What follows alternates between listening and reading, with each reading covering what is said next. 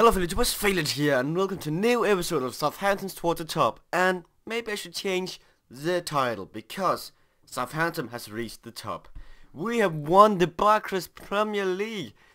After you maybe saw in the half season, if you remember, some of you remember the season I had going back in the day or like a month ago with Southampton.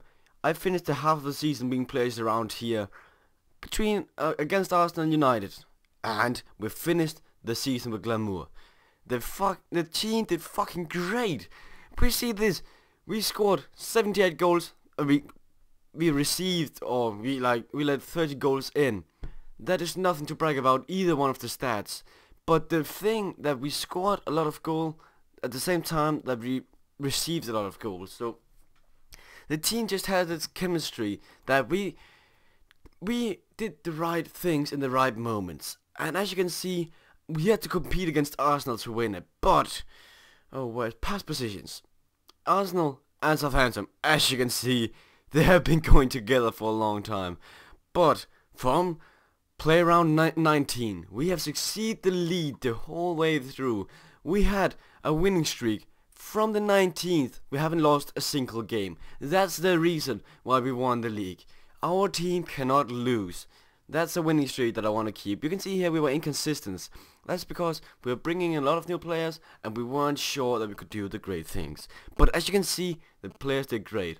And it's just, if we look at this, United was up there. They did strangely enough badly in my opinion. But yeah, the whole thing is scary to think about. The Southampton, I brought Southampton to the top. What the fuck? I brought them all the way up to the top. Seriously, that is amazing that I can do that. I want to take a look at the whole season.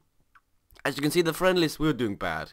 We were playing against very big teams and we couldn't do the best. Then we came into the Champions League. Dynamic Kiev, they were gone. They were not a threat. But at the start in the Premier Division or Barclays Premier League, we were not doing that great. We were not beating the best team that I would like to beat if you want to be up there. But as you can see, we won against Dynamo, CSKA Moscow and AC Milan. Oh, we lost against them, but we won against them another time, I think. Yeah, we did. But the whole thing was strange because now we're also in the Champions League. We were doing great. We were doing great in the League Cup. We were doing great in the FA Cup. Everything was after our head. It was great. Just take a look. I won't mention everything, but as you can see, like, we drew against Cardiff. What the fuck for a result? But then we do great on their homepage, a home field, strangely enough. But then we went to the Then we went on to the first knockout round of the Champions Cup. We were against Roma.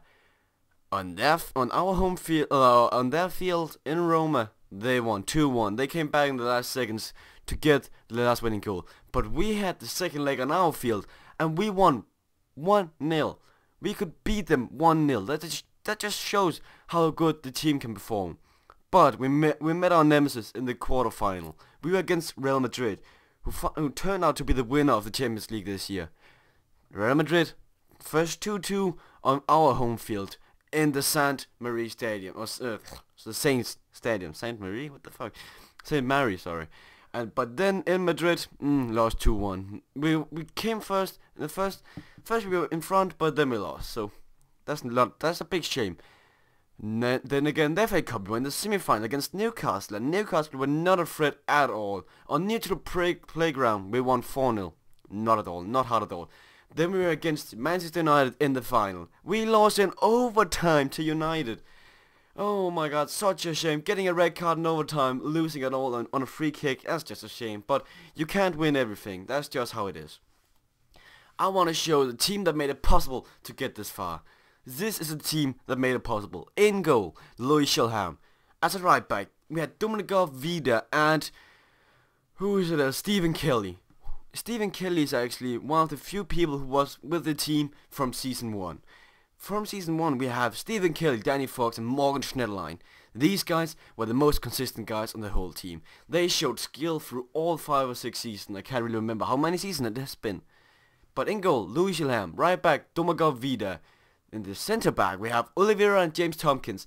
And I would like to have Scott Dan there because he was one of the guys that got our breakthrough through. Then as left back we have Jack Robinson. I bought him in this January transfer window. But instead of him I would like to play Danny Fox. But he hasn't been playing that great lately. That's one of the reasons why I got Jack Robinson. He's been playing really great and I bought him from Liverpool. Then as a defensive midfielder, we had a lot of guys who can play that role. I mostly played Andreas Bjelland there, but Morgan Schneiderlein, Hans Altenjag, Johan Kabay, and who do have Didier Valentine, who I also bought in the what is that called, January transfer window. They can all play the defensive midfielder role, so I made a rotation schedule of this, so they all got a chance to play every single place, and that's probably the reason why the teams couldn't make a plan against us, because they didn't know how our midfield was going to look, and our midfield did great both in the attacking front and the defensive front. Then we have in the midfield that I mostly played Johan Kabay, Morgan Schneiderlein and Hans Altenjag in the midfield, or in the central midfield. And those three guys, the long shots on them are amazing. Oh my god, Hans Altenjag will go up, turn in, shoot. Morgan Schneiderlein, turn up, out, shoot. Johan Kabay, shoot from the midfield. Oh my god, they're all sick. But then in front, in the last couple of games, I played Kevin Lamy, who I got in the January transfer window, and he was a great backup for Carlos Fierro, because Carlos Fierro started off the season amazing, but then he finished off kind of bad. But then we have Kevin Lamy to take over where he started. We also have Lassina Traoré. He's more a target man than he is a Kevin Lamy and a Carlos Fierro type, who are both very similar in the playing style. Therefore, I played Lassina as a target man when I played him, but he didn't score that many goals, so I decided not to play him. And the partnership between Carlos Fierro and Kevin Lamy is just amazing. But then we have our 7 substitutions, who are amazing, I have to admit. Oh, we don't miss one. We have Danny Fox, James Hinselwood. This guy has had so many times where he went on as a substitute and won the game for us. This upcoming dude is going to be great if I decide to play further on with Southampton. Then we have Charlie Adam that I got in a free transfer last year. I don't know why Liverpool didn't extend his contract. He's been amazing for me. He's been playing very good. And when I decide to sell him, I can get some money for him. Then we have Chris Brunt, who I bought last season as well. He's just an all-around great player. He can play in the left defender, left wing. He can play as a midfielder, a defensive midfielder, and as an attacking midfielder. He's just if I decide to play another formation, he's great. And then we have Stephen Kelly, a really great right back that I decided not to play that much anymore, because he's getting older and he's losing his skill. And then we have these 3 guys, or we're not counting, I'm not speaking about Didier Valentine yet, but then we have these 3 guys that I played on and off just to get them experience. They are 3 from our youth academy that I played time to time on and off, and they did great when they played, but Jordan Lockett, he didn't do really great. But Tony Hutchinson and James Ward-Prowse, they're doing great, and James Ward-Prowse decided not to extend his contract, so he's going to be leaving this team. But then I bought Didier Valentine on a free transfer this January transfer window. He's just been an all-around great player to have as a backup. He's young, he's going to be evolving great, and he could play as a midfielder, defensive midfielder, and as a defender. So I could play him. If anyone got injured or got a red card, I could play him. So that's just great enough. Let's take a look at the stats. Player stats, let's start with that. That's more exciting. I bet it's going to crash now. Oh, come on, stats. And take the team stats first. Form.